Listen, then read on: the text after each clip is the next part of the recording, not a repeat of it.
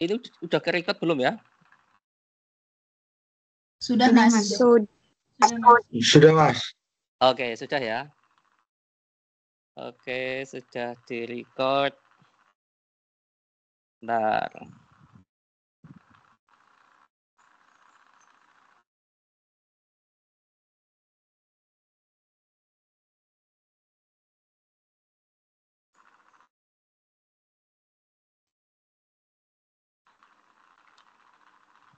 Oke.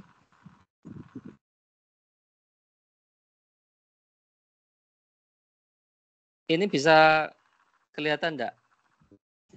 Kelihatan, Apa? Mas. Bisa, Mas. Oke. Ini sudah di-record. Sudah ya? Sudah, Mas. Oke. Sudah, Mas. Tentang kenapa sih warga negara itu harus terlibat berpartisipasi dalam perkara-perkara publik. Maka akar dari logik ini itu kita akan diskusi dulu.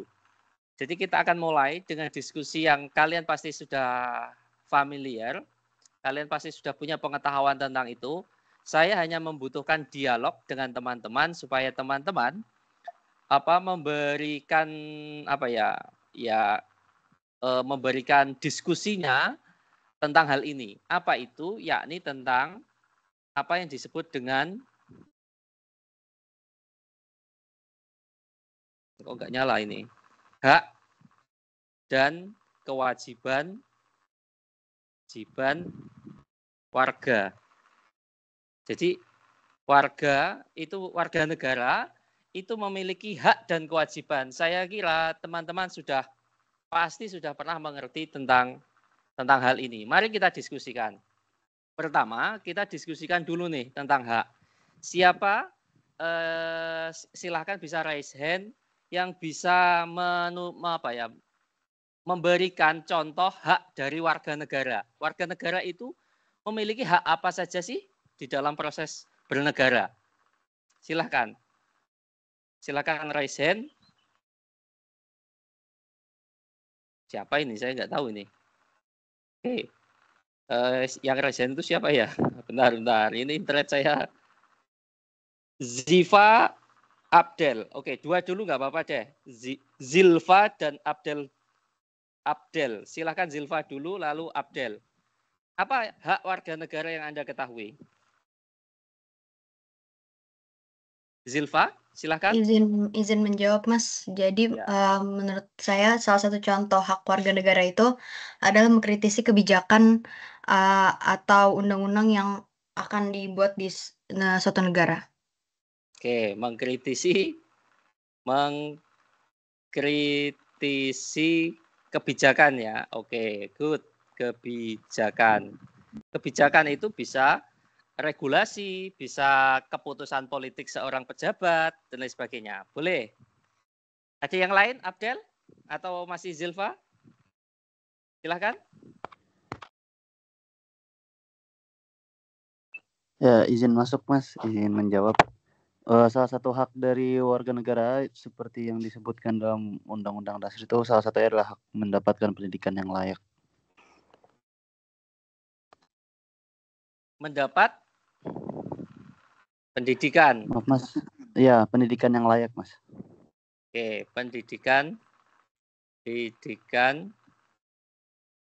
yang layak. Oke. Yang lain? Apa lagi?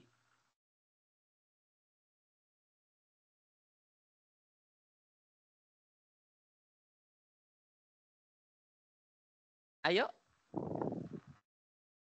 Silakan tuh yang reset langsung saja. Saya nggak bisa ngontrol dengan cepat itu. Saya Mas. Nah, yang laki-laki dulu, terus yang cewek yang mau menambahkan.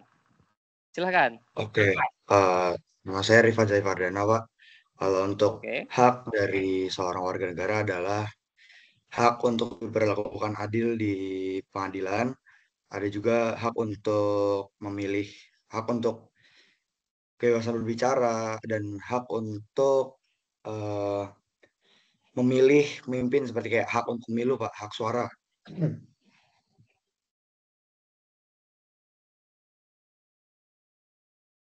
Oke.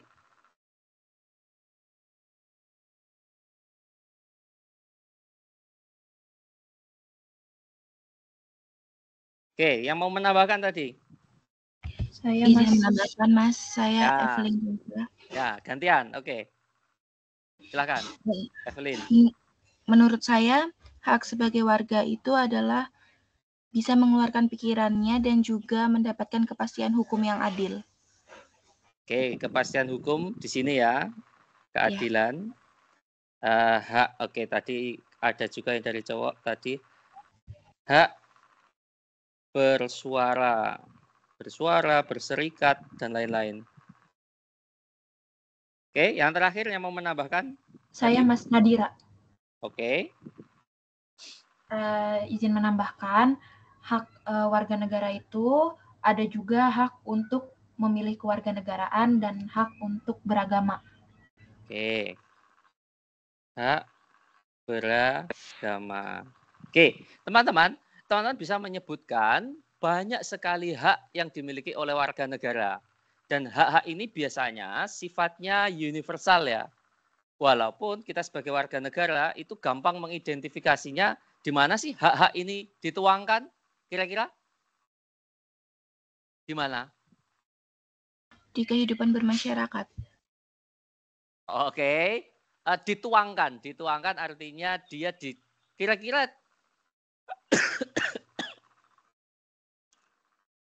kan warga negara harus mendapat keadilan, harus bisa memilih, harus bisa suara. Semua itu kan haknya warga negara. Nah, kira-kira hal itu dituangkan di apa? Bahwa warga negara itu memiliki hak-hak itu. Dalam undang-undang dasar. Yes. Jawabannya adalah dalam konstitusi atau UUD. Jadi, imajinasinya sederhana teman-teman. Kalian mau melihat negara apapun, di mana sih letak hak-hak ini di sebuah negara, itu pasti ada di dasar konstitusinya. Ada atau di undang-undang dasarnya mereka. Pasti begitu. Di mana-mana. Kalian mau di Amerika dan sebagainya. Maka kemudian ketika seseorang menjadi warga negara sebuah negara, negara itu pasti menjamin warganya memiliki hak-hak itu. Nah, berbeda dengan kalau kalian bukan bagian dari warga negara itu. Nah, saya akan coba membantu menyederhanakan supaya kalau kita lihat ini yang kalian sebutkan ini tergolong cukup random ya, malang melintang tanpa kategorisasi. Betul, isinya betul. Ini adalah hak-hak warga negara. Betul, isinya betul. Tapi saya akan perkenalkan proses untuk melakukan kategorisasi supaya jauh lebih mudah diingat, lebih mudah ditelak. Dalam konteks melakukan elaborasi. Yang pertama, negara itu biasanya pasti menjamin yang namanya hak sipil. Nah, hak sipil.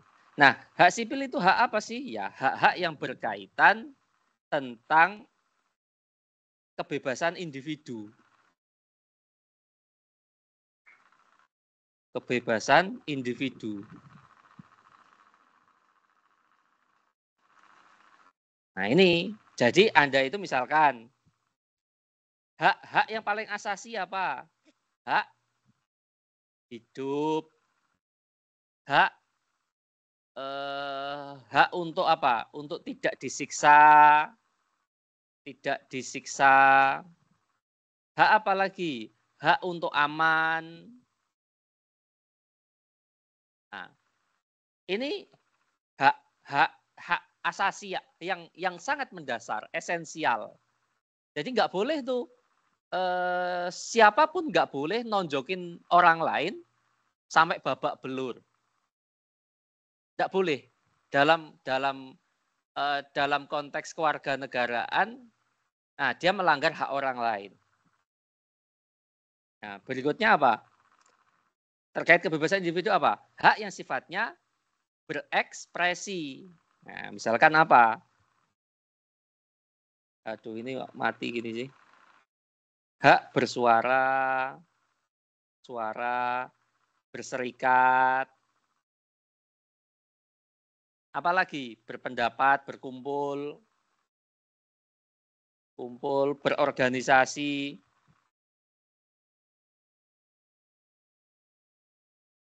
Nah, ada cerita menarik ya, beberapa hari terakhir. Teman-teman dengar ya, BEM FISIP UNER, Universitas Erlangga dibekukan oleh dekanat. Dalam perspektif kewargaan, membekukan organisasi itu bertentangan dengan spirit dari hak sipil. Karena berorganisasi itu adalah bagian dari sesuatu, dari landasan yang dijamin oleh konstitusi. Banyak sekali mekanisme yang bisa ditempuh tanpa harus misalkan membubarkan organisasi atau membekukan. Kira-kira begitu imajinasinya. Karena nanti kita bicara kewajiban. Karena membubarkan itu nggak bisa semudah itu. Karena landasannya itu konstitusi.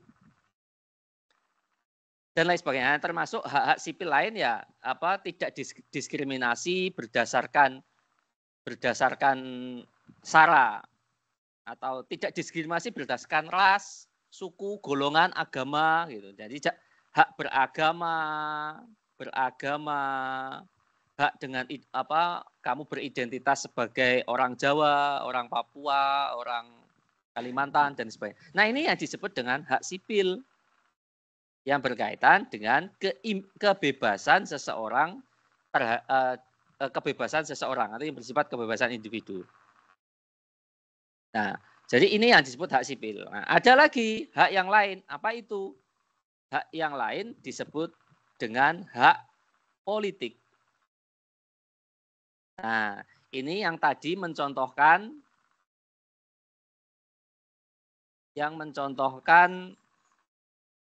tentang tadi memiliki di sini tadi yang mencontohkan dipilih atau hak dipilih maupun memilih. Nah, atau pemilu itu loh, ikut pemilu, ikut kampanye, ikut organisasi politik dan lain sebagainya. Itu ada haknya. Nah, ini disebut dengan hak politik.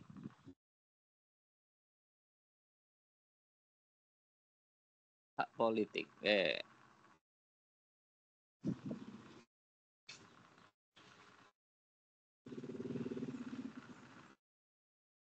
Nah, apalagi yang hak yang lainnya?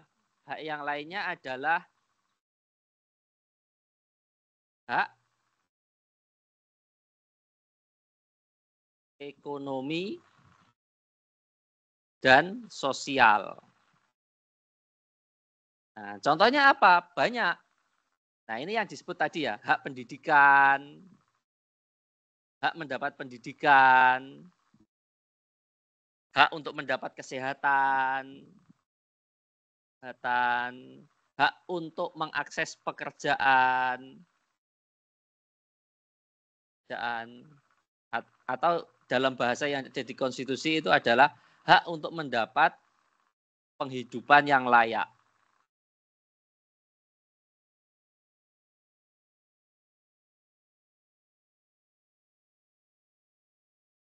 Jadi dia punya akses terhadap makanan, perumahan, ya intinya kesejahteraan lah, dimensinya kesejahteraan.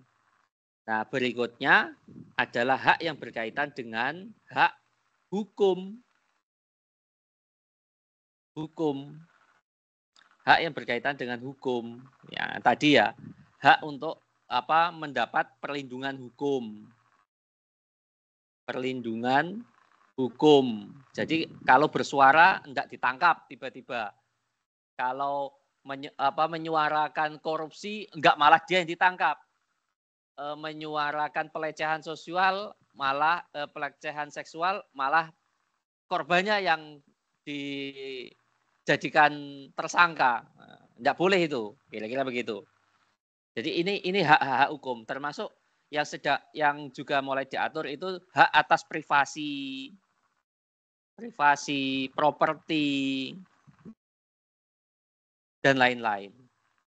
Nah, kurang lebih inilah dimensi hak. Nah, dimensi hak. Sekarang mari kita diskusikan kewajiban.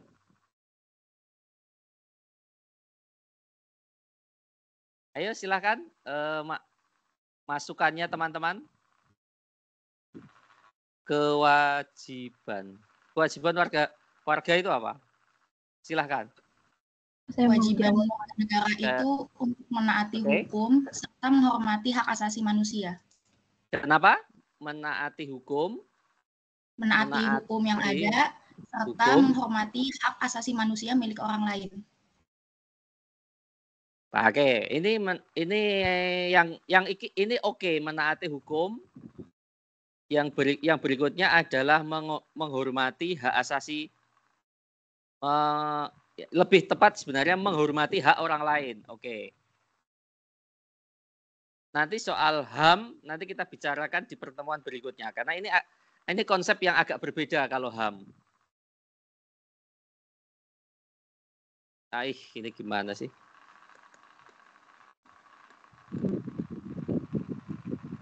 Menghormati hak orang lain. Oke, silakan yang lain tadi mau menyampaikan. Izin masuk, Mas. Saya, Mas. Oke, yang perempuan pertama, terus kayaknya ada lagi perempuan, terus yang cowok. Silakan. Izin menjawab, Mas. Membayar pajak yang telah ditetapkan oleh pemerintah. Bayar pajak. Oke. Silakan yang lain. Izin masuk. Berpartisipasi dalam pertahanan dan keamanan negara. Berpartisipasi dalam pertahanan dan keamanan negara. Oke. Apalagi? Yang cowok tadi? Belajar. Saya, Mas. Belajar dengan sungguh-sungguh dan bela negara, Mas. Oke. Belajar bersungguh-sungguh. Menarik ini. Ada belajar sungguh-sungguh ya.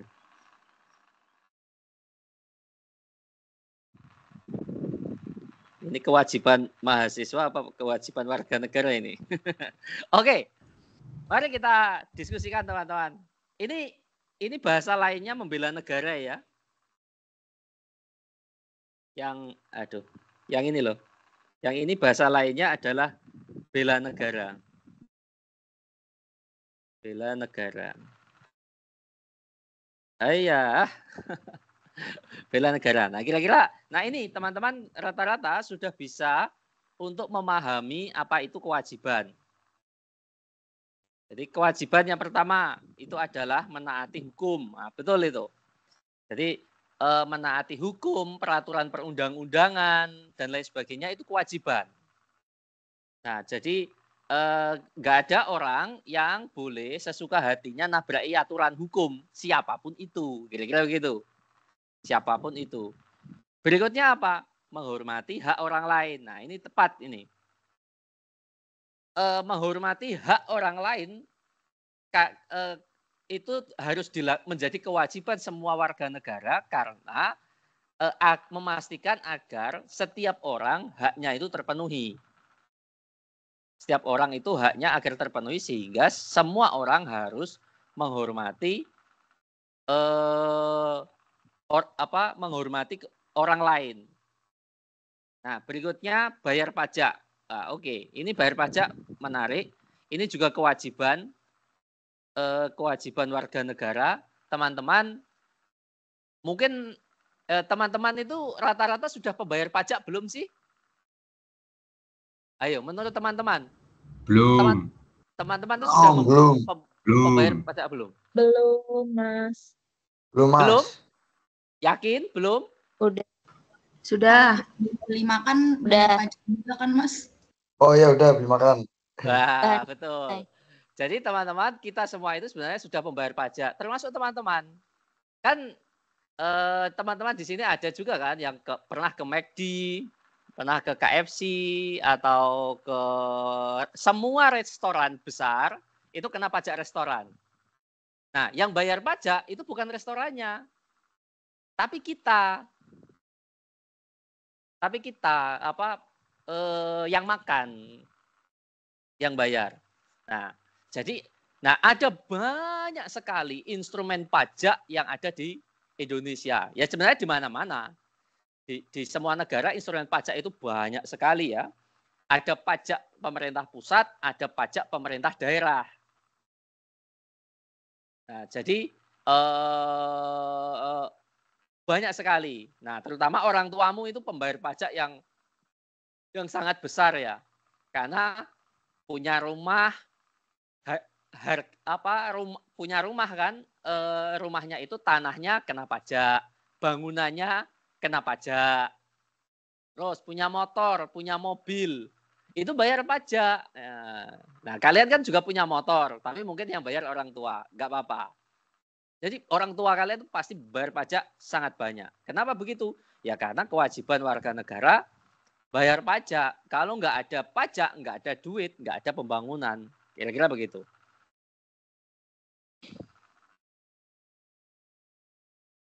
Nah, lalu bisa juga yang berkaitan berpartisipasi dalam pertahanan keamanan dan lain sebagainya. Bisa juga berpartisipasi dalam hal-hal yang ini. Nah, poin yang pertama tadi yang disampaikan oleh siapa? Mengkritisi kebijakan. Ini menarik ini.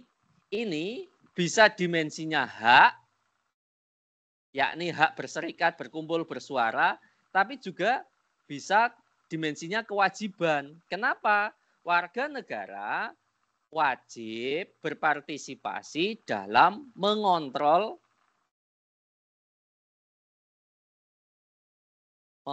atau mengawasi jalannya negara.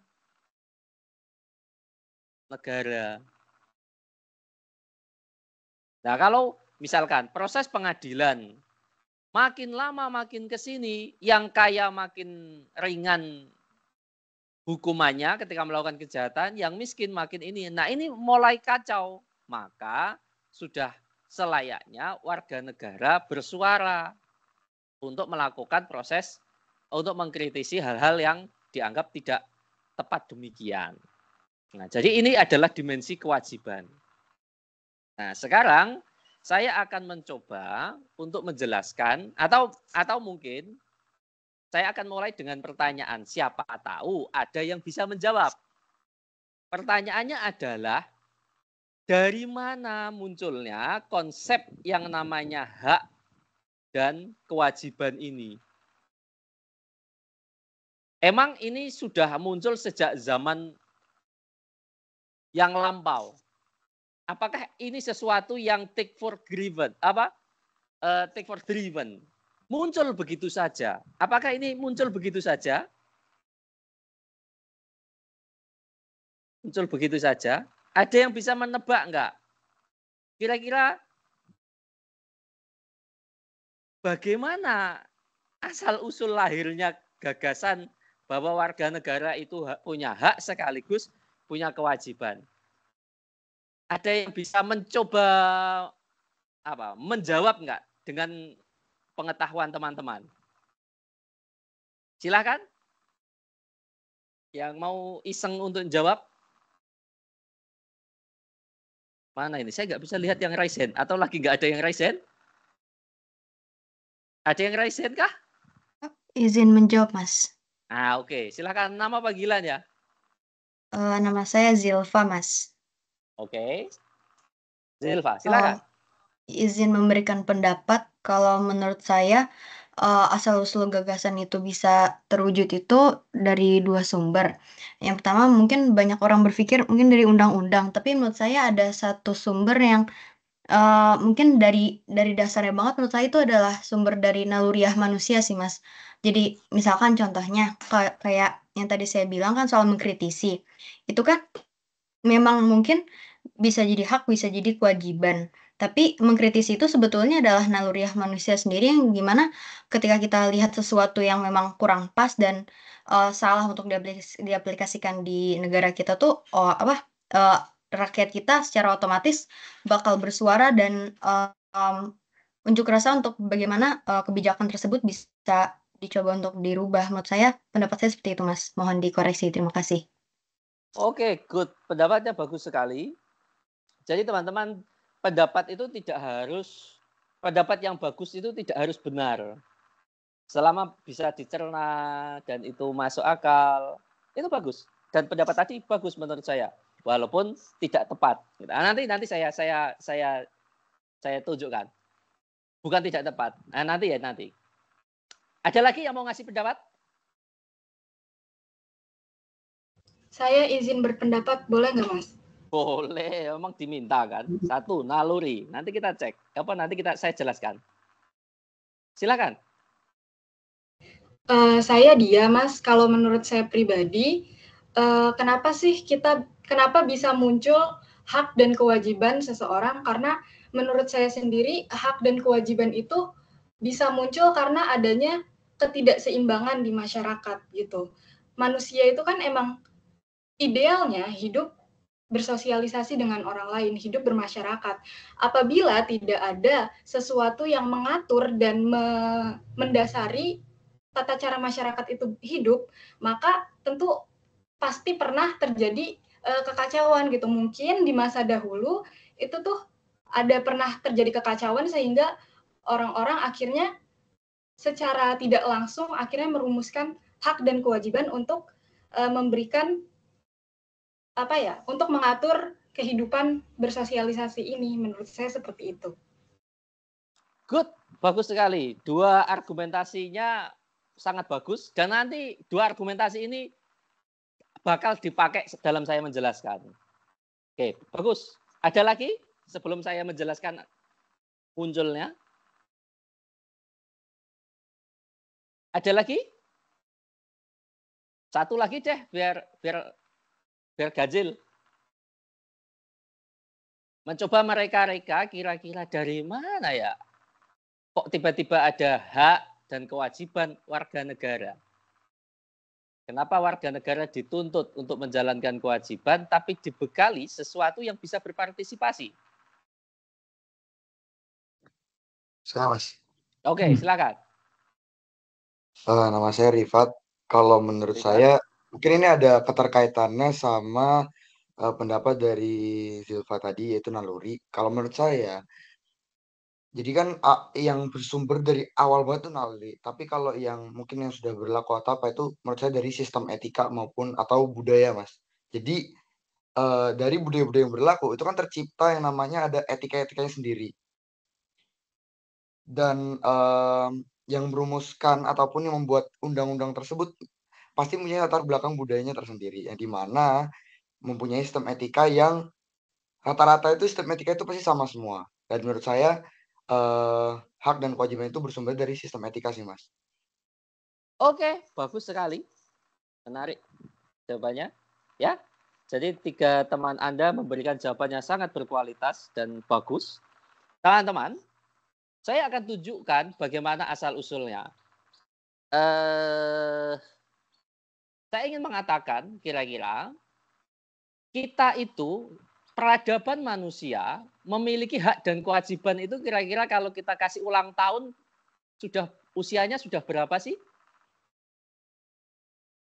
Kira-kira berapa tahun? Kemungkinan besar itu baru ratusan tahun, teman-teman. Kita sekarang tahun 2024.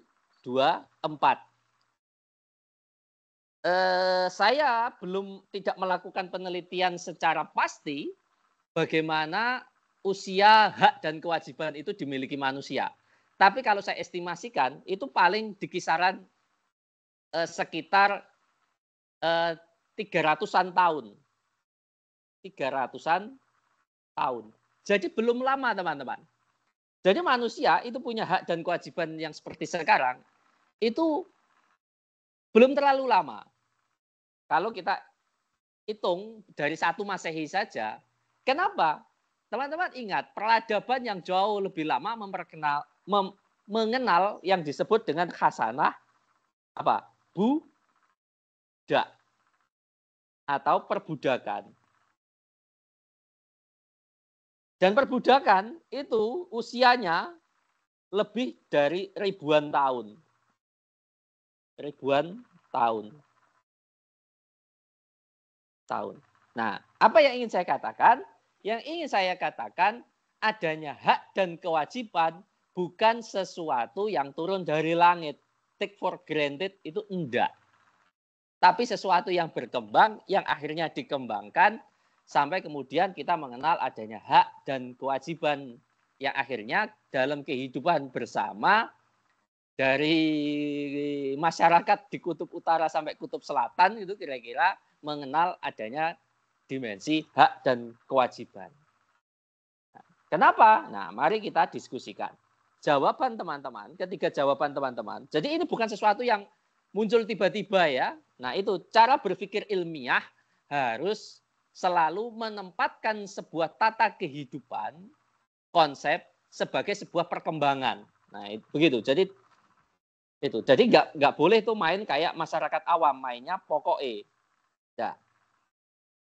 Nah, oke, mari saya jelaskan dan saya akan menunjukkan walaupun jawaban teman-teman tadi dari sisi argumentasi tidak sepenuhnya benar, tapi dari sisi pendukung diskursus atau dalam sisi terlibat dalam perdebatan naluri dinamika masyarakat dan etika itu sangat membentuk dalam proses perdebatannya nanti.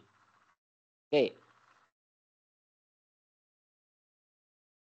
Nah, Alkisah kira-kira Alkisah, saya akan memulai diskusi ini. Sebenarnya diskusi ini bisa kita mulai sejak ratusan tahun atau sekitar 300-an sebelum Masehi di masa para filsuf Yunani. Filsuf Yunani. Nah, cuma kalau saya memulai dari sini, teman-teman terlalu banyak perdebatan yang sudah tidak cocok, tidak relevan. Tidak relevan. Walaupun ada beberapa diskusinya di sini, karena tapi kurang terlalu relevan. Jadi saya akan mulai di kisaran tahun 1650-an sebagai tonggak awal gagasan ide tentang bernegara, kehidupan bernegara. Nah, termasuk teman-teman di sini paling sederhana, usia negara itu bahasa lainnya itu tadi. Kalau tadi saya kasih konsep perbudakan, maka sebenarnya ini negara itu juga usianya baru 300-an tahun. Karena apa? Lebih tua bukan konsep negara, tapi konsep apa? Kerajaan. Kerajaan, kesultanan, empire, dan lain sebagainya. Ini lebih ribuan tahun lagi. Romawi Empire itu sudah ada sekitar diperkirakan, diestimasikan itu sekitar 800 sampai 700 tahun sebelum Masehi. Jadi lebih sangat tua sekali. Itu sudah bentuk kerajaan. Dan Empire itu selesai di sekitar abad keempat apa kelima, saya agak lupa. Jadi ada banyak peradaban yang jauh lebih lama. Nah, maka konsep-konsep awal negara itu ada di tahun ini. Nah, ada seorang Inggris namanya Thomas Hobbes. Thomas Hobbes. Nah, Thomas Hobbes ini adalah seorang pemikir, seorang filsuf. Seorang filsuf yang sangat terkenal di masa itu, menulis buku judulnya The Leviathan. Nah, ini ditulis tahun 19 Nah, di buku ini Thomas Hobbes itu memperkenalkan, nah ini menarik, memperkenalkan banyak hal. Tapi secara garis besar saya akan bercerita tentang konsep kedaulatan atau teori kedaulatan. Oke, saya akan jelaskan dulu latar di tahun 1650-an. 1650-an itu Eropa itu sudah melewati fase Renaissance atau Renaissance dan Aufklärung, fase-fase pemberontakan pemikiran. Jadi kalau ini saya ceritakan bisa panjang, tapi kurang lebih Eropa di masa lampau, di abad-abad sebelumnya, itu kekuatan gereja itu sangat kuat, kekuatan bangsawan itu sangat kuat, tapi mereka itu terpecah-pecah dan berkelahi satu dengan yang lainnya. Perang yang nggak ada habis-habisan. Jadi pasca dulu Eropa itu dikuasai Romawi Empire, setelah Romawi Empire itu runtuh, itu mirip kayak itu loh, film Game of Thrones, terpecah-pecah menjadi keluarga-keluarga yang bertarung satu dengan yang lainnya.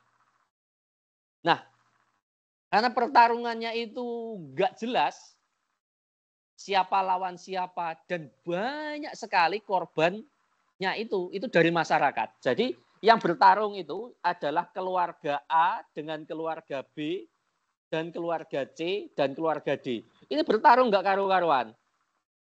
Nah, masyarakat di masa itu nggak jelas. Dia itu sebenarnya bagian dari keluarga A apa bagian dari keluarga B. Nah, maka kemudian lahirlah situasi kalau A dan B ini berperang, dua-duanya itu bisa merampok orang lemah. Nah, bisa merampok orang lemah ini. Ya, misalkan masyarakat apa gitu kan berkumpul membuat desa, lalu ini. Nah, sebenarnya dia itu agak nggak jelas-jelas amat dia itu ada di kekuasaan A apa kekuasaan B. Karena nggak jelas-jelas amat di kekuasaan A dan kekuasaan B, maka dia itu sering dirampoki sesuka hatinya.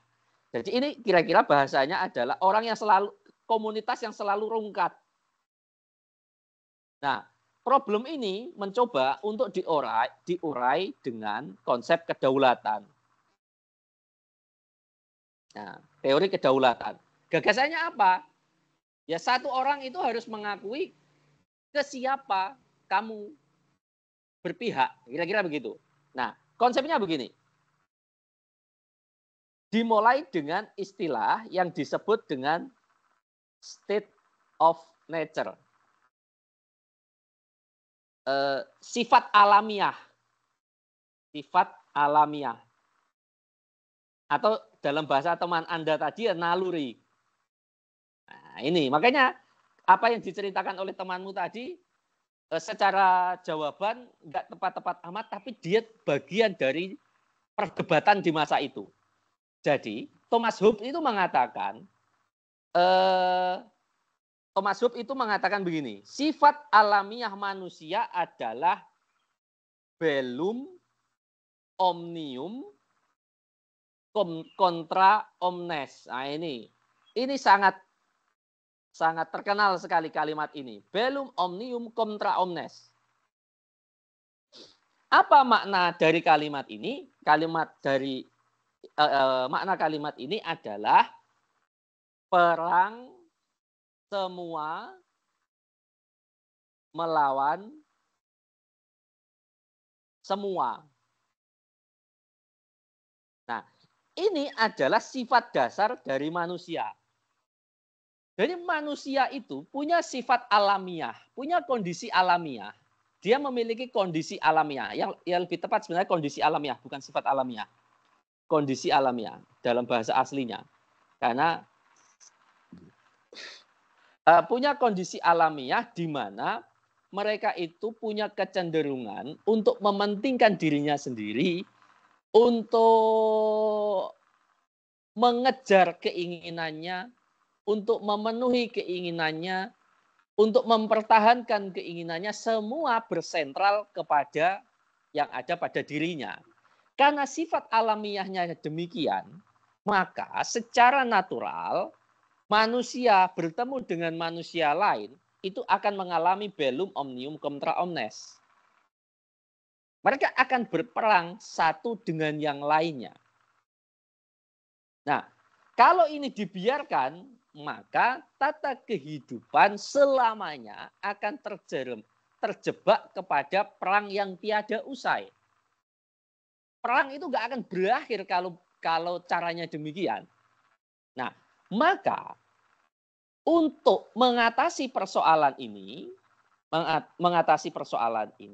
Thomas Hobbes menawarkan gagasan yang disebut dengan kedaulatan. Yang disebut dengan kedaulatan. Nah, menariknya teman-teman, konsep kedaulatan yang dimaksud Hobbes itu merujuk kepada monster. Nah, jadi Leviathan itu adalah monster dalam mitologi kuno. Jadi dia itu adalah monster, teman-teman. Monster dalam mitologi kuno. Jadi Leviathan itu sejenis monster. Monster gitu. Pokoknya monster. Ganas gitu kan.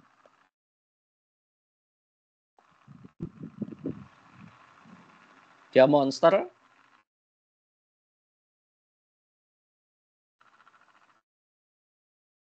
Nah, dalam mitologi kuno, Leviathan itu adalah seorang monster yang sangat besar. Nah, menariknya, dia akan memakan manusia yang tidak mau tunduk ke dia.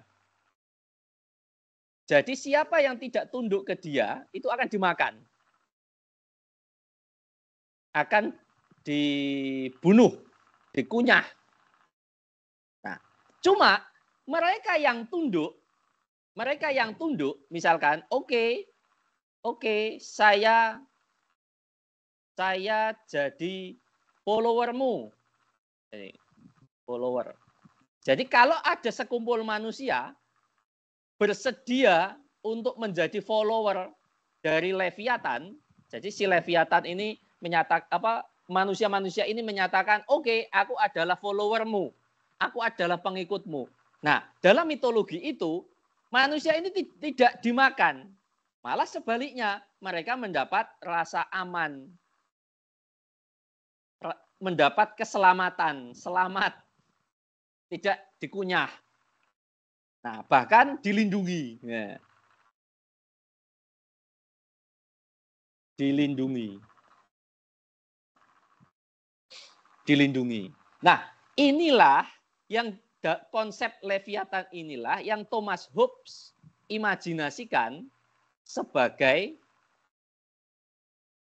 konsep kedaulatan. Nah, kenapa? Di sini terjadi kontrak antara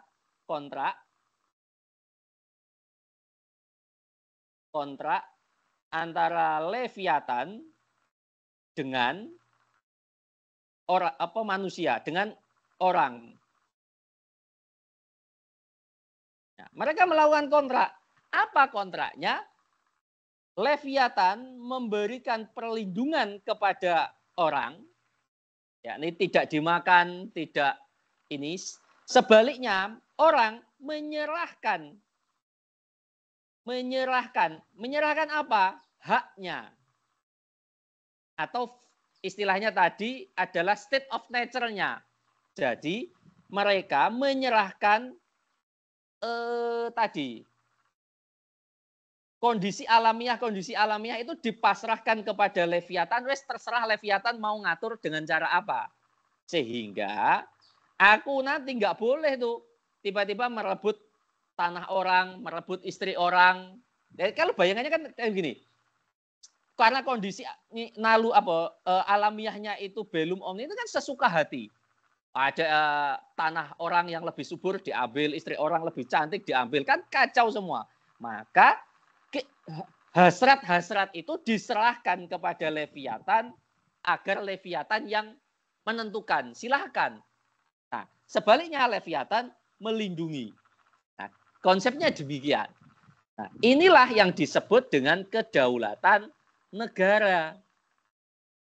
Jadi konsep di dalam ada kontrak. Jadi bukunya Hobbes ini mengenalkan satu diksi penting dalam ilmu sosial yang disebut dengan kontrak sosial.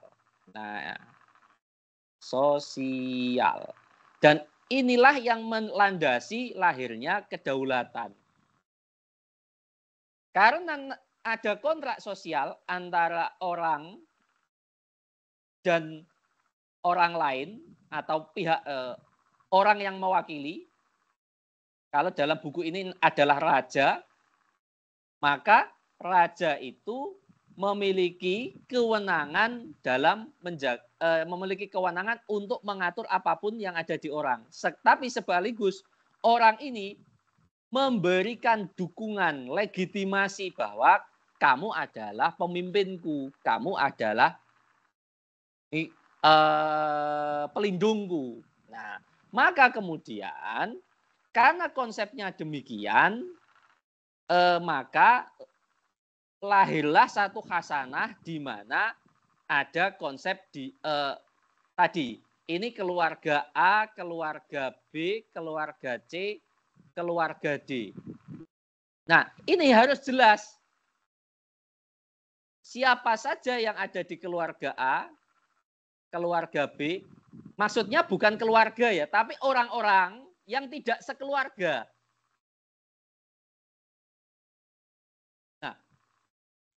Siapa saja yang harus menyerahkan kedaulatan ke keluarga A, ke B? Nah, ini. Nah, dia harus jelas menyerahkan ke siapa. Misalkan ini, oh ini menyerahkan ke A. Ini menyerahkan ke B. Nah, ketika A berkelahi lawan B, maka yang berkelahi bukan hanya keluarga A dan keluarga B, tetapi orang yang memberikan tadi kontrak sosialnya kepada, sehingga ini jelas si A bertugas melindungi B agar tidak dirampok oleh B, C, dan D. Jadi ini agar dia tidak dirampoki sesuka hati oleh B, C, maka dia harus dilindungi oleh A. Tetapi sebaliknya, ketika A berkelahi dengan B, orang-orang yang ada di sini harus menyetorkan kekuatannya atau tenaganya untuk membantu A berperang.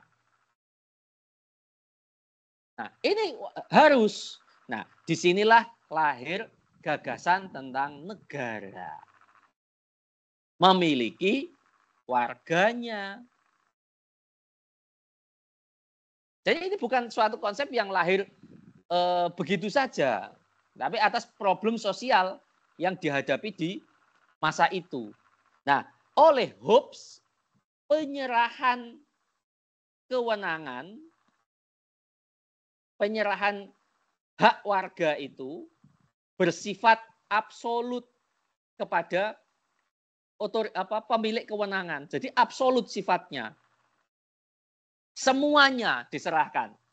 Nah, ini disebut dengan kedaulatan absolut. Nah, jadi warga negara itu menyerahkan sepenuhnya pengaturan yang dilakukan oleh negara. Terserah negara. Terserah raja. Dalam buku Leviathan lebih banyak disebut raja. Terserah raja. Karena penyerahannya absolut. Keseluruhannya. Gitu. Nah, kalau raja menghendaki begitu ya harus ditaati. Nah, jadi ini ketaatan sepenuhnya. Oke, saya akan jelaskan pelan-pelan kepada teman-temannya. Jadi dimensi penyerahan hak itu adalah itu. Jadi asal muasalnya semuanya itu adalah hak orang. Jadi asal muasalnya itu yang ada cuma hak. Nah, kenapa lahir kewajiban? Ya karena ada pengalihan hak ini kepada otoritas. Di zaman lampau itu ke otoritas raja.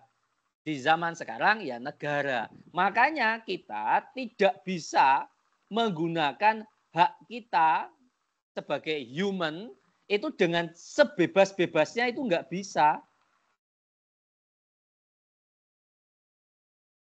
sebebas-bebasnya nggak bisa. Kenapa? Karena kita terbatasi bukan oleh hak orang lain ya, secara dalam konteks ini, tetapi oleh aturan negara. Jadi yang membatasi hak kita tidak bisa digunakan secara maksimal itu karena aturan negara. Dari mana aturan negara lahir? Karena kita memberikan kontraknya. Makanya kita itu kalau ada lampu merah kita berhenti, kalau ada lampu hijau kita jalan. Kalau kamu balik, aku kan manusia, pengenku begitu kok, terserah aku. Maka kamu kena konsekuensi dari aturan. Karena sejak awal menaati aturan itu adalah hakmu dicabut. Jadi sebenarnya kita hanya sekedar tidak bisa menggunakan hak kita sesuka hatinya saja. Poinnya itu. Jadi kewajiban dimensinya itu. Bahwa kita tidak bisa menggunakan hak kita sesuka hati. Maka kenapa kita harus bayar pajak? Kan enak nggak bayar. Uangnya bisa dibuat yang lain. Ngapain harus bayar? Lalu dan lain sebagainya, semuanya. Jadi kita terbatasi oleh itu. Nah, Thomas Hobbes memperkenalkan hasanah itu, tapi konsepnya adalah kedaulatan absolut. Maksudnya absolut itu apa?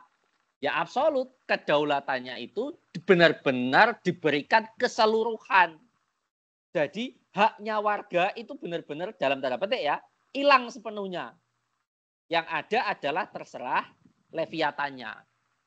Nah, konsep itu disebut dengan kedaulatan absolut.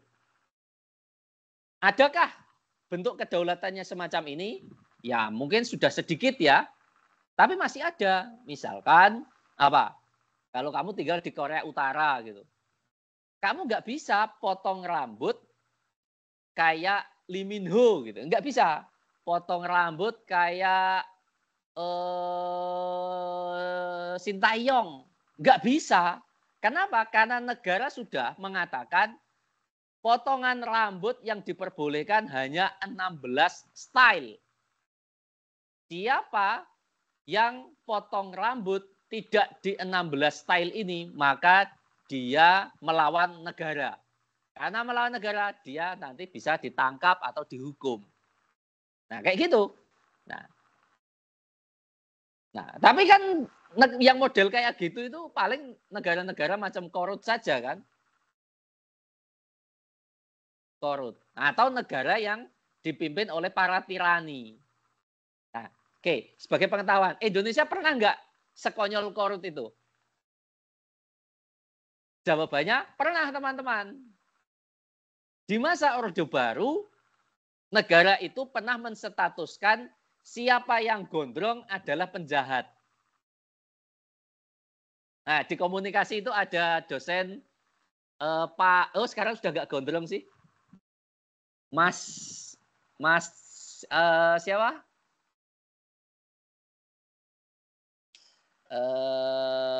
Mas Lukmono Triantoro, siapa sih? Dosen kalian itu komunikasi yang itu kan ada yang gondrong itu. Wah, itu kalau zaman Orde Baru udah dilarang itu. Jadi di masa Orde Baru nggak boleh itu orang gondrong, karena gondrong itu pasti kemungkinannya penjahat. Kamu bisa bayangkan itu. Jadi kenapa konsepnya begitu ya? Karena konsep-konsep kedaulatan absolut ini lebih cocok buat negara-negara yang otoriter. Nah, karena kelemahan di dalam cara berpikir buku Leviathan ini akhirnya dikritik oleh sesama filsuf sama-sama dari Inggris. Namanya adalah John Locke.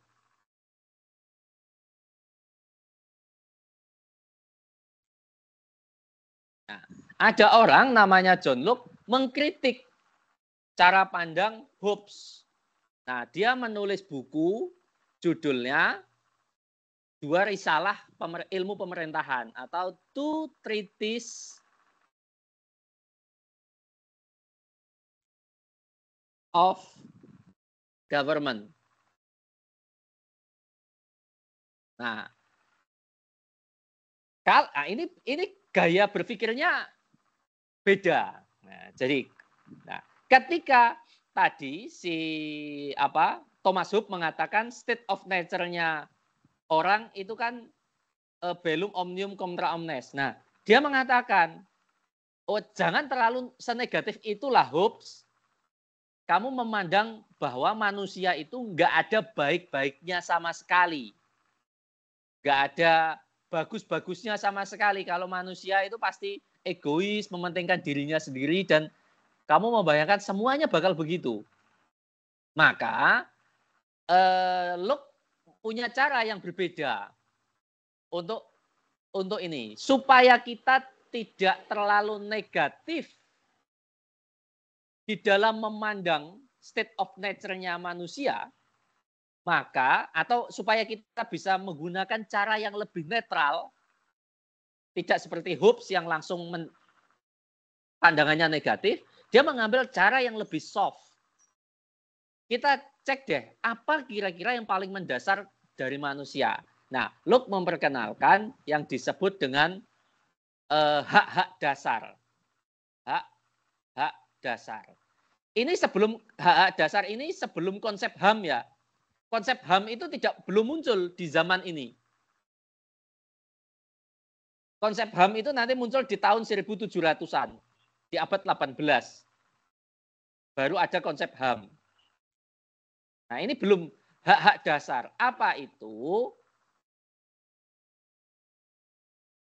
Apa itu? Yakni hak hidup, hak bebas, sama hak untuk memiliki kepemilikan.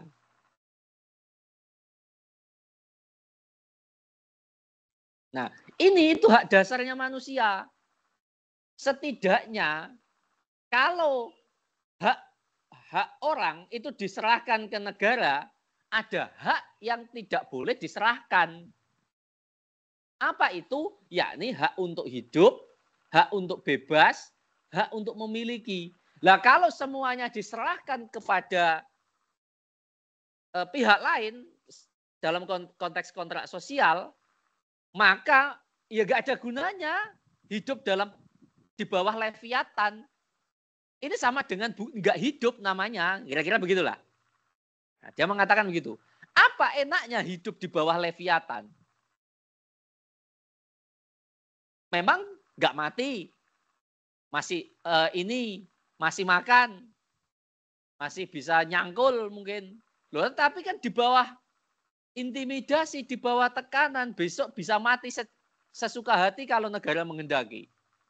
Nah, maka dia menawarkan cara pandang yang lebih mendasar dalam konteks untuk melakukan kontrak sosial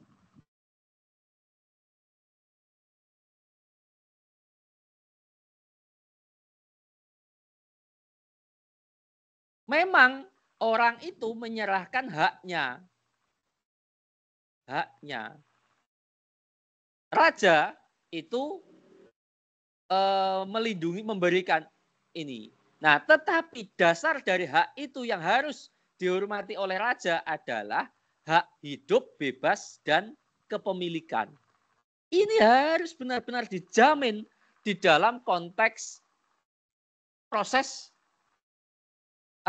kontrak sosial. Lah apa gunanya orang menyerahkan haknya kalau yang diserahkan itu adalah hak hidupnya, kalau yang diserahkan itu adalah hak bebasnya, kalau yang diserahkan itu adalah hak-hak kepemilikan yang telah dia miliki karena dia bekerja keras. Ini sama artinya dengan nggak beda jauh dengan dirampok kalau ini semuanya terserahkan. Maka dalam proses ini, raja harus memastikan bahwa hak yang diberikannya itu memastikan ini tetap berjalan. Nah, untuk memastikan ini tetap berjalan, maka raja harus memastikan. Nah, ini akhirnya dikenal dengan istilah hukum. Memiliki prinsip-prinsip dasar hukum. Atau dalam buku ini, prinsip-prinsip dasar dalam memerintah. Nah, ini loh ada kata government. Nah, ini adalah salah satu buku yang termasuk buku yang saya wajibkan untuk pengantar ilmu politik tapi yang ngajar saya loh ya. Jadi ini termasuk buku yang saya selalu bahas di pengantar ilmu politik. Nah, jadi harus punya hukum, landasan bermain di dalam memastikan manusia tetap hidup, manusia tetap bebas, manusia tetap milik. Nah, ini loh yang asal muasalnya konstitusi. Spiritnya dari sini. Saat itu belum ada Undang-Undang Dasar Negara A, Negara B, Negara C, belum ada. Ini zaman kerajaan ketika buku ini ditulis. Jadi ini buku hanya isinya angan-angan saja. Maksudnya bukan studi empiris gitu loh ya.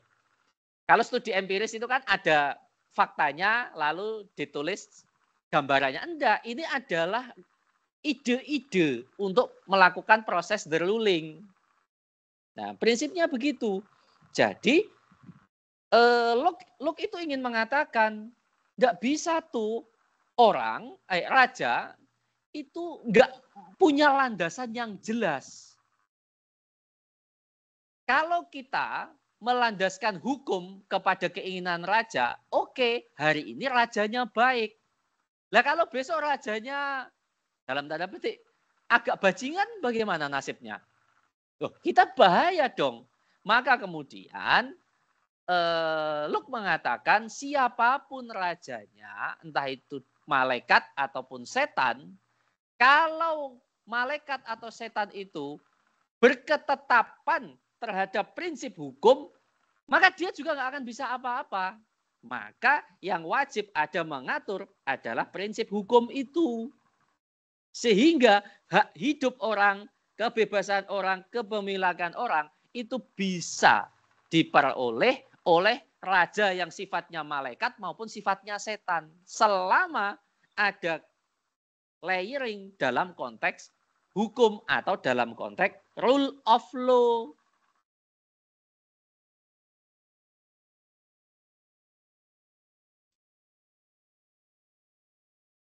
Nah, dengan cara itu, dengan adanya rule of law, maka orang itu bisa terlindungi haknya.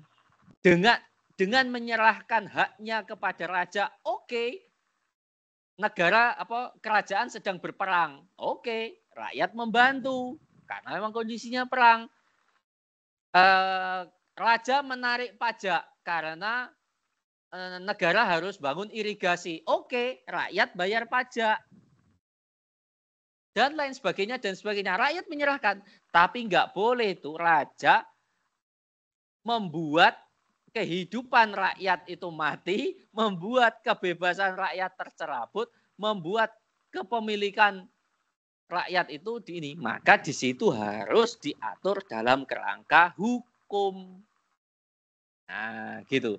Jadi Locke itu kemudian memberikan jalan keluar dari dalam tanda petik kemacetan teori yang disediakan oleh Thomas Hobbes seniornya.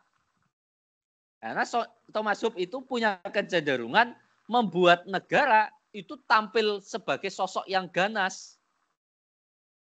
Karena Thomas Hobbes aja bikin judul bukunya aja Leviathan. Kira-kira begitu. Nah, teori ini dikembangkan lagi oleh seorang filsuf Prancis yang bahkan lebih detail dalam memberikan penjelasan. Nah, jadi filsuf Prancis itu ada filsuf Prancis banyak ya, terkenal semua, tapi yang saya kutip ini satu saja, yang namanya Jean-Jacques Rousseau.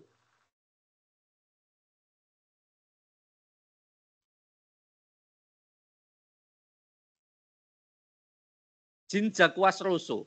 Dia menulis buku yang langsung spesifik ke jantung permasalahan. Judul bukunya adalah Do Contract bahasa Inggris saja. The Contract Social. Ini karena orang Perancis ya. Jadi aslinya nulis dalam buku bahasa Perancis. Tapi kira-kira Judul bukunya adalah The Kontrak Sosial. Kontrak Sosial. Nah, dia nulis buku judulnya Kontrak Sosial. Ini tahun sekitar 1760-an, 1762 kalau nggak salah. 1762. Nah, dia lebih lihai lagi dalam melihat proses terbentuknya kontrak. Jadi ini kan ada kontrak. Raja, people. Nah, dia lebih parah lagi ini. Ini rusuh ini lebih namanya rusuh ini dia rusuh dia. Cara dia berteori itu makin rusuh. Dia mengatakan dalam proses kontrak ini, kalau tadi si Luke masih melihat, walaupun Luke punya bobot ke sini itu sangat besar, tapi dia juga masih melihat bobot ke sini cukup oke. Jadi dia masih membahas tentang raja lah. Nah, Rousseau ini lebih parah ya. Dalam konteks melihat kontrak sosial, yang memiliki kedaulatan itu adalah rakyat. Dia memberi penekanan ini lebih parah. Enggak. Raja atau siapapun nanti diganti oleh siapapun, itu hanya pelaksana mandat.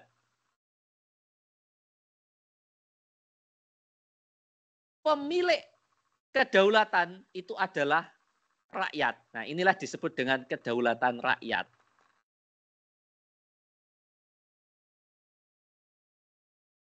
Nah, kenapa? Karena itu hanya memungkinkan dimiliki oleh kelompok kecil. Tapi itu kelompok besar. Ngapain hidup bersama yang hanya menguntungkan kelompok kecil? Ini konsep yang tidak masuk akal. Yang merencanakan kehidupan bersama adalah kelompok besar orang, tetapi kenapa titik tekannya yang diberikan bobot lebih besar kok kelompok kecil? Nggak setuju aku. Nah, kira-kira gitu. Nggak mau aku. Maka konsepnya harus dibalik. Konsepnya adalah walaupun rakyat menyerahkan kedaulatan kepada kelompok kecil, ini raja, tetapi pemilik kedaulatan tetap rakyat. Nggak ada ceritanya pemilik kedaulatan itu raja atau negara, presiden, perdana menteri. Nggak ada ceritanya. Nggak boleh kayak begitu. Nggak boleh seorang raja itu memiliki kedaulatan. Karena ini bicara tentang kehidupan bersama. Maka Rousseau memperkenalkan satu diksi penting yang sangat krusial yang nanti ini adalah tonggak dasar dari kenapa warga negara harus berpartisipasi. Dalam studi partisipasi, warga itu harus berpartisipasi. Nah, karena ini dia memperkenalkan satu istilah yang disebut dengan general will. Alias kehendak umum.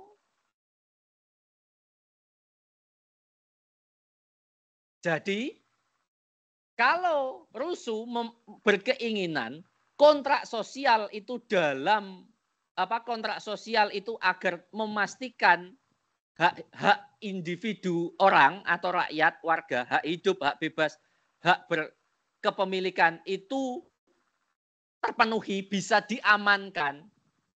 Rousseau lebih radikal lagi, lebih ngawur lagi, bahwa apapun keputusan yang diinginkan, yang akan diambil oleh raja hanya dalam kepentingan konteks kehendak umum.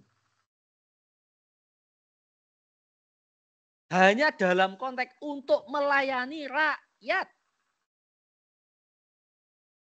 Nah, di sini ceritanya menjadi semakin unik dalam teorinya Rousseau. Kenapa? Nah, gini. Kak, kalau ada raja yang diberikan kedaulatan itu tidak bisa menjalankan atau tidak mampu memenuhi kehendak umum, maka dia layak diapain? Ini parah ini, apa teorinya ini? Layak diganti. Bayangkan. Kontraknya ini, kalau ini ibarat kontrak, ini kontrak permanen. Ini kontrak sementara ini. Kalau you gagal memastikan kehendak kami, kehendak umum kami, maka you kamu ganti. You akan kami ganti. Jadi rakyat itu boleh mengganti rajanya. Nah ini mengerikan. Itulah mengapa rusuh itu termasuk dianggap di masa itu ya. Di masa itu termasuk intelektual perusuh.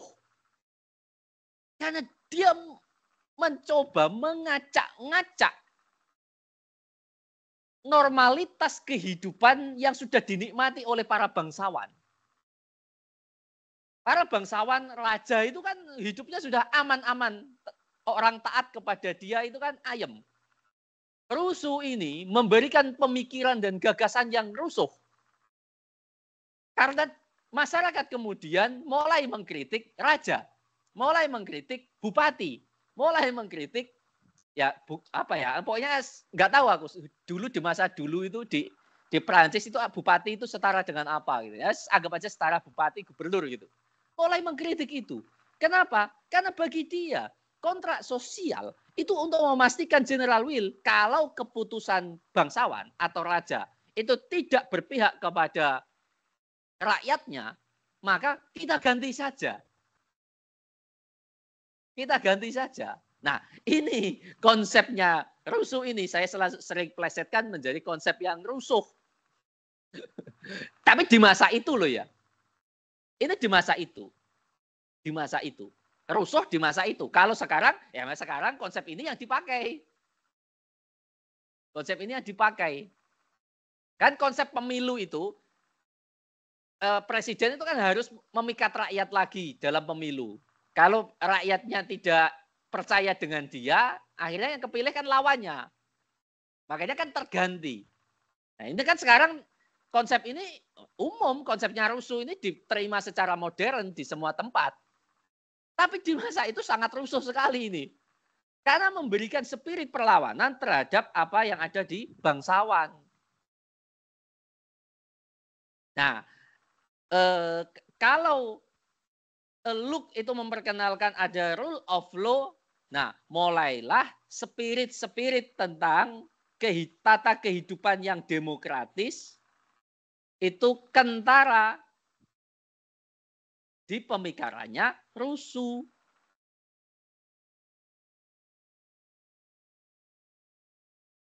Nah, terutama ide tentang apa?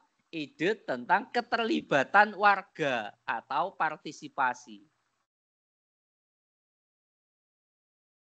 Karena warga harus menuntut hak-haknya, menuntut keinginannya, menuntut supaya kesejahteraan, keamanan, kebebasan itu dijamin oleh sekelompok kecil yang diberi kewenangan. Nah, gitu. Jadi, kehendak umum itu menjadi dalil di mana rakyat tunduk padanya, raja menjadi tunduk padanya. Nah, rakyat harus terlibat memastikan kepentingan-kepentingan umum terpenuhi. Raja atau kelompok kecil yang bertugas memegang otoritas harus memastikan apa-apa yang menjadi general will harus terpastikan dia bisa terlaksana. Kenapa? Resikonya karena kalau enggak dia bisa diganti.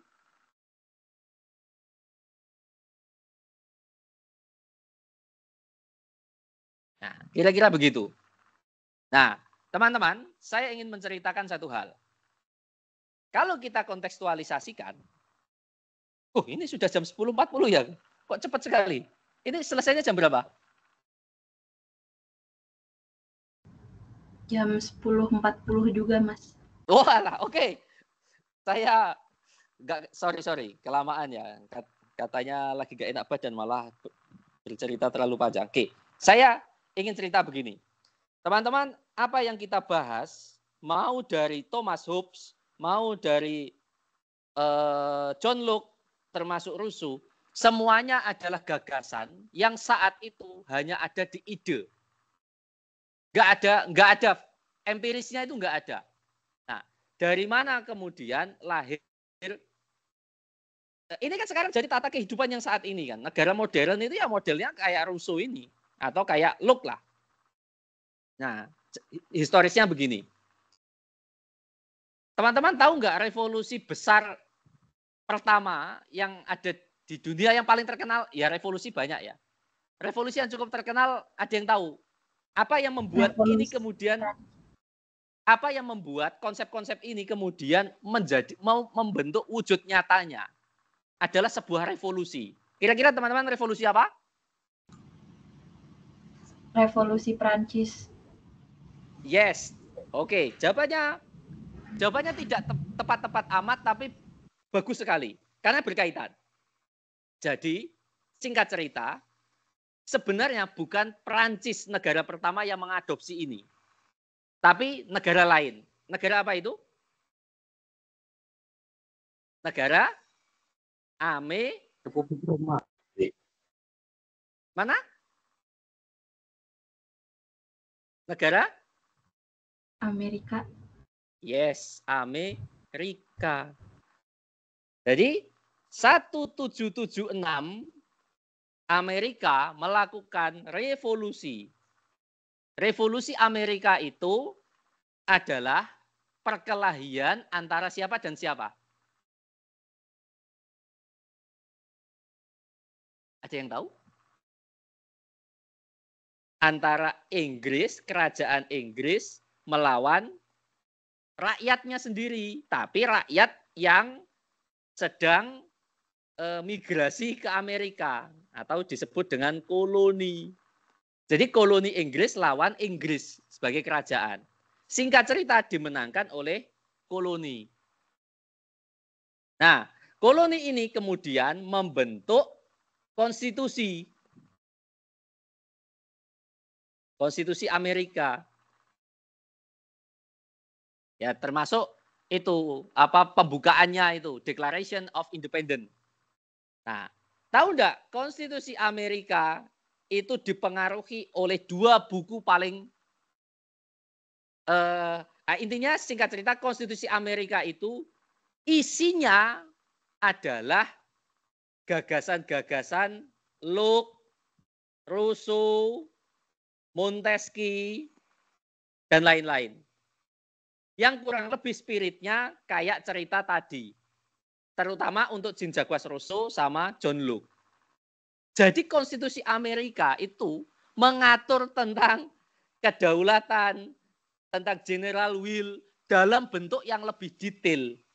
Nah, karena di dalam bukunya ini kan kontrak sosial kan cuma saya tulis, saya jelaskan kulitnya saja.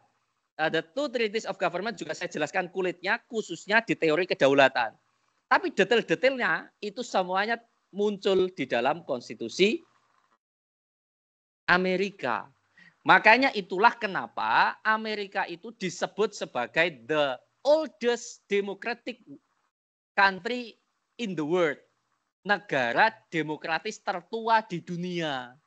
Karena dialah yang pertama kali mengadopsi konsep-konsep demokratis. Gitu loh. Nah, tapi jawaban teman Anda tadi, siapa Nadira? Siapa tadi yang menjawab Prancis tadi, revolusi Prancis? Itu tidak salah.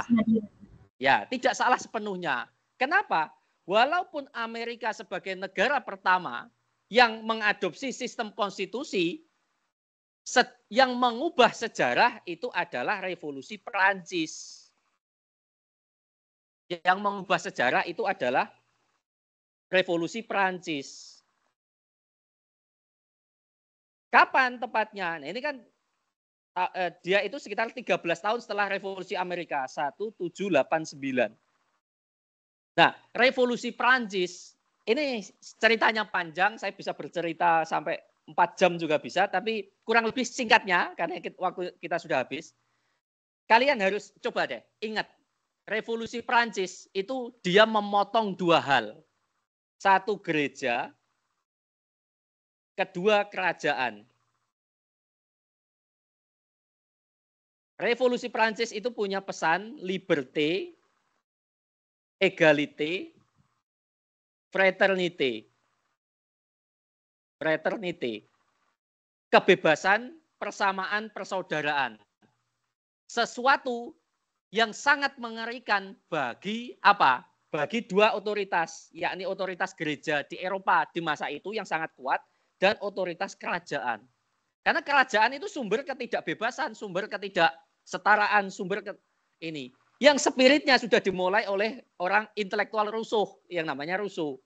Nah, karena gagasannya ini, bayangkan, rajanya itu tidak hanya digulingkan teman-teman, dipotong kepalanya kayak penyet ayam itu loh. Kepalanya dipotong sampai putus. Nah, makanya inilah yang menjelaskan kenapa Prancis modern itu tidak memiliki jejak kerajaan. Jadi saya doakan Anda suatu saat nanti ada yang sekolah atau jalan-jalan ke Prancis, Anda coba temukan jejak kerajaan di Prancis. Nggak ada. Ini beda dengan Inggris. Ada Raja Inggris, masih ada. Raja Belanda, masih ada. Raja Belgia, masih ada. Raja Swiss, masih ada. Jerman, masih ada. Denmark, masih ada. Jejak kerajaan di negara-negara itu masih ada. Nah, Prancis itu nggak ada sama sekali. Dipotong habis oleh revolusi. Karena revolusi itu ingin ini. Nah, termasuk kekuatan gereja. Makanya Prancis itu sangat sekuler total. Sekuler yang paling tinggi derajatnya di muka bumi ini ya sekulernya Prancis. Jangan main-main dengan sekulernya Prancis. Nggak ada negara sekulernya sekeras Prancis. Begitu juga nggak ada jejak kerajaan Indonesia itu masih ada. Raja Yogyakarta itu masih ada. Nah, inilah yang menjelaskan. Ketika Prancis melakukan revolusi, pelan namun pasti, negara-negara Eropa, kerajaan-kerajaan di Eropa takut minta ampun. Makanya kalau agak baca sejarah, semua kerajaan saat itu menyerang Prancis, menggulingkan atau ingin menggagalkan revolusi. Tujuannya apa? Kalau enggak, spirit égalité, fraternité, liberté bisa datang ke Belanda, ke Inggris, ke Denmark, ke Swiss, dan menggulingkan rajanya masing-masing. Dan benar, yang terjadi memang demikian. Rakyat-rakyat mulai mengkritik dengan gagasan-gagasan yang sudah diwariskan oleh Rousseau, John Locke, Montesquieu, dan kawan-kawan, filsuf lain, ada David Hume, ada Voltaire, dan lain sebagainya. Karena ini bukan kelas itu, tidak saya jelaskan. Tapi dalam spirit itu, menuntut raja untuk berbuat adil, berbuat baik, memberikan kesejahteraan kepada rakyatnya. Kalau enggak, mereka akan digulingkan. Nah, historisitasnya karena kerajaan-kerajaan ini melihat Prancis, mereka tidak mau bernasib sial seperti Prancis.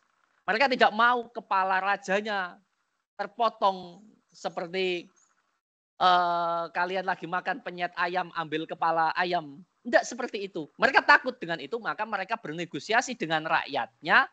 Pelan namun pasti mereka kemudian menginjeksikan gagasan-gagasan demokratis, rule of the law ke dalam negaranya, tapi dengan catatan supaya eksistensi raja itu tidak dihapus sepenuhnya. Makanya di Inggris DPR-nya itu ada House of the Commons yang isinya para bangsawan dan House of Lords yang isinya House of Representative yang isinya perwakilan yang dipilih dan lain sebagainya di Belgia dan lain sebagainya. Nah, historisitas itu Prancis. Inilah yang menjelaskan juga kenapa revolusi Prancis itu masuk dalam kurikulum pendidikan semua negara. Ya, negara Indonesia, negara Thailand, negara Jepang, semuanya dikenal. Karena revolusi inilah yang mengubah peta dunia, bukan peta ininya ya, bukan peta batas wilayahnya, tapi peta dari kerajaan menjadi nation state, menjadi negara modern, di mana ada pemilu, ada macam-macam. Titik kulminasinya itu berasal dari Perancis, walaupun negara yang pertama mengadopsi adalah Amerika. Nah, inilah yang saya ingin katakan, teman-teman, dalam konteks menjadi warga, kalau kita melacak historisitasnya, ini negara nggak boleh dikelola hanya mereka mau suka-sukanya. Enggak. Historisitas kelahirannya malah memberikan ruang. Rakyatlah yang harus mengambil peran aktif, berpartisipasi menjadi garda di depan untuk memastikan negara berlangsung dengan baik. Nah, ini yang saya kemukakan sebagai landasan berpikir penting di dalam warga negara terlibat atau berpartisipasi dalam urusan negara. Kalau enggak, kita akan dicaplok dalam kehidupan Leviathan. Kira-kira bahasanya begitu. Kita hidup, kita bisa ini, tapi semuanya serba ibaratnya rohnya hilang. Karena kita hidup tapi nggak ada keadilan. Kita hidup tapi nggak ada ketenangan. Kita hidup di bawah ketakutan dan lain sebagainya. Maka dalam spirit itu, inilah pentingnya warga negara itu berpartisipasi, terlibat di dalam terlibat di dalam menentukan kepentingan, keputusan-keputusan penting atau keputusan-keputusan publik agar penyelenggara negara itu tidak menyelewengkan kewenangannya. Nah, kira-kira itu singkat cerita materi kita hari ini. Saya masih terbuka jika masih ada pertanyaan, tapi seandainya tidak ada, kita akhiri. Ada pertanyaan, teman-teman? Saya nggak bisa lihat ada yang raise hand apa enggak ya. Sudah? Dijawab saja, kalau nggak ada sudah gitu. Ini saya nggak bisa lihat ada yang raise hand. Sudah, Mas. Oke, kalau begitu saya akhiri pertemuan kita hari ini. Tolong nanti ada yang cara matikan rekaman ini gimana sih? Yang X aja Mas tadi dipencet yang X-nya. Ya, tolong nanti ada yang matiin rekaman ya. Soalnya Iya, pernah itu rekaman jalan sampai puluhan jam